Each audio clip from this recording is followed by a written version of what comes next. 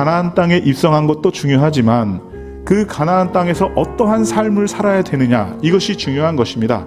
성공을 이루는 것도 중요하지만 그 성공을 어떻게 이어서 계승해서 유지를 해 나가느냐, 이것이 중요하다라고 하는 것입니다.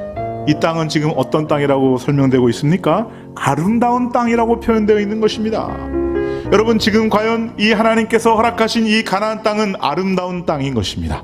그리고 우리가 살고 있는 이 대한민국 참으로 아름다운 땅이에요. 이 자연과 또 이루어놓은 문명을 보게 되면 참 아름답다 이렇게 말할 수 있어요. 그러나 여러분, 이 아름다운 땅이 속히 멸망할 수 있다는 사실 앞에 영적인 경각심을 가질 수 있기를 주님의 이름으로 축원합니다. 여러분, 아무리 주변 환경과 조건이 완벽해도 하나님께서 함께 하셔서 복 내려주시지 않으면 아무 소용이 없다라고 하는 것입니다. 오늘 하나님의 사람들이 먼저 정신을 차리고 하나님께로 돌아오라는 그 목놓아 외치는 그 하나님의 부르시는 음성을 들을 수 있어야 된다라고 하는 것입니다. 그리고 오늘 우리가 갖고 있는 이 믿음, 이 신앙을 우리의 다음 세대에 전수하고 계승하고 가르쳐서 저들이 보다 더 하나님을 잘 섬기는 하나님의 백성들로서 그렇게 대를 이어갈 수 있도록 하나님께서는 계속해서 끊임없이 저와 여러분에게 이 모양 저 모양으로 말씀하고 있다는 거죠. 지금 여호수아는 그런 심정을 가지고 다음 세대에게 이 믿음의 유산을 남기고 있다는 것입니다.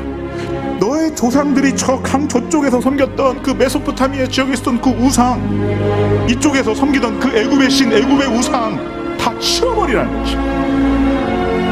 여호와만 섬기라는 것입니다. 그 이방 신들을 치워버리고 그 마음을 이스라엘의 하나님 여호와께로 향해야 한다. 우리의 싸움은 혈과 육에 속한 것이 아닙니다. 보이지 않는 정사와 어둠에 관한 것입니다.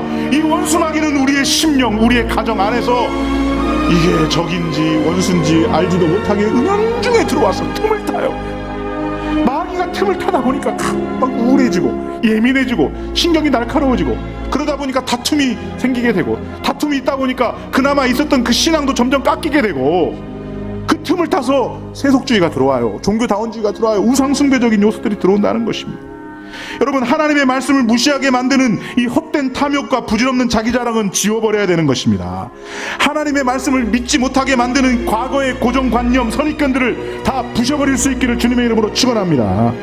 하나님의 말씀을 듣지 못하게 하는 삶 속의 이 모든 상처와 고통들은 다 치유되어야 되는 것입니다. 오늘 또 우리를 살리시기를 원하시는 하나님, 우리가 믿는 하나님은 나의 아버지가 되시는 하나님이신 것을 믿으시기를 주님의 이름으로 축원합니다.